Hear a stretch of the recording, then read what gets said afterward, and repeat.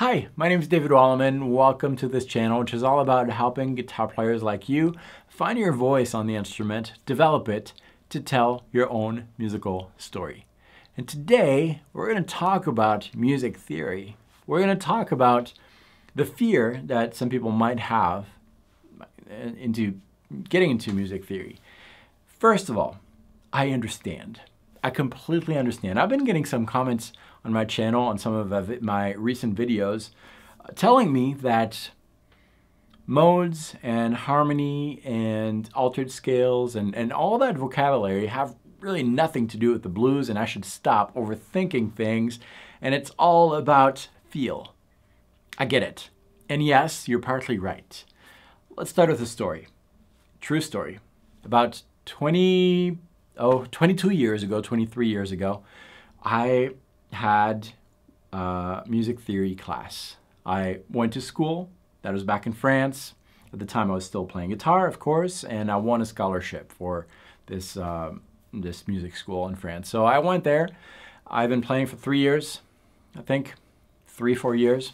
Started when I was 15, and I was, into the 3-note per string thing and studying all those VHS cassettes at the time, the Paul Gilbert stuff, like all those shredder guys, really into that and really into technique, loved it, but I did not understand music theory. And some of my friends were into jazz, and they had this approach that really I didn't understand, this vocabulary that just actually upset me a lot.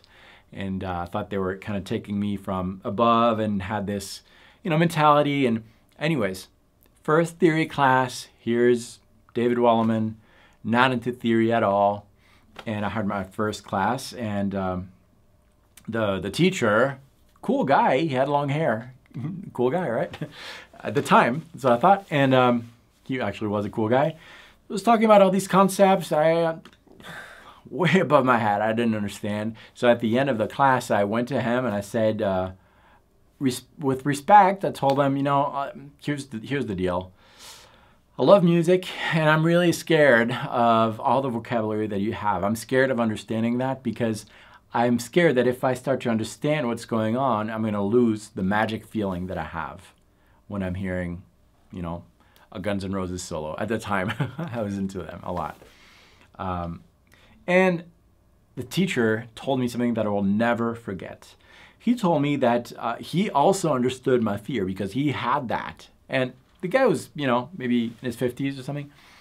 And he told me that he got it. And he said, David, understanding music theory is never going to take away your appreciation for music.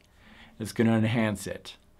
And that started something in me. And I started realizing that he was right, because I started to understand what is going on. I started to understand harmony, some of the scales that I was playing, and I realized two things. I realized that I still loved Guns N' Roses, AC/DC, and all those things, even though I understood what they were doing, and even though I understood that what they were doing was not necessarily proper, still really loved them. I actually still do today. So that's the first thing.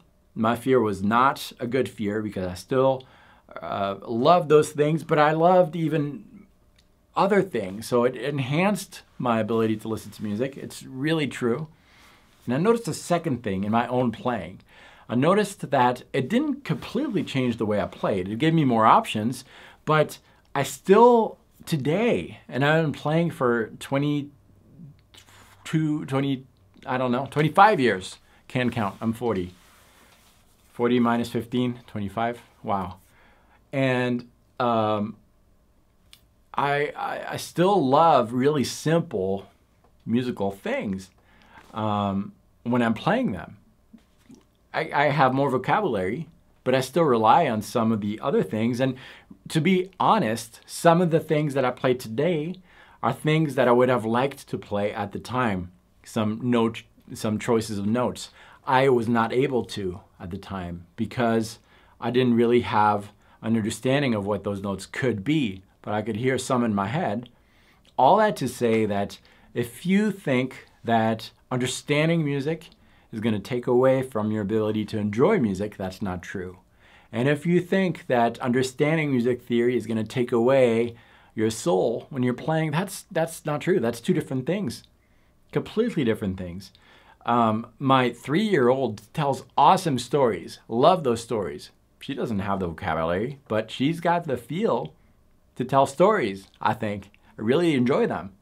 And, you know, if in 20 years you add all the vocabulary and the grammar that, you know, a 3-year-old should have when she's 23, or he's still going to tell great stories.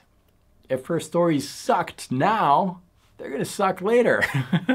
More vocabulary is not going to make you more of a soulful player at all. I agree with that. Yes, you're right, but it's not going to take away from it. So if anything, just realize that understanding why you're playing certain things and how it works is never going to take away from your ability to have soul in your playing. That's a completely different thing. You have it or you don't. And if you think that I don't, that's all right. That's okay. No hard feelings at all. I can try to work on it a little bit, but I think that starts with from within. That's your personality. It's just adding words to it. More vocabulary is not going to make you different. Here's another example.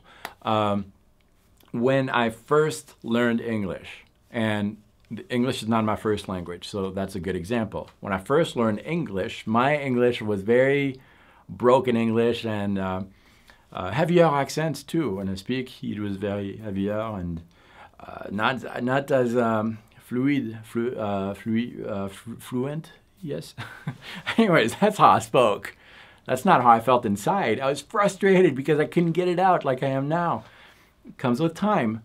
But so more vocabulary didn't really change who I was.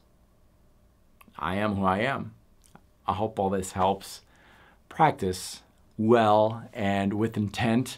Enjoy the process and don't be scared of learning new things. And again, one more thing.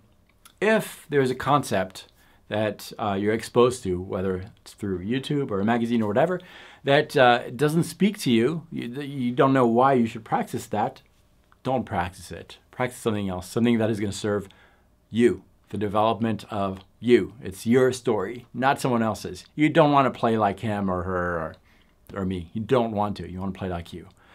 All right, that's what I had for you today. Thank you for watching this video. If this was your first visit on this channel, thank you so much for spending time with me. I hope this was insightful.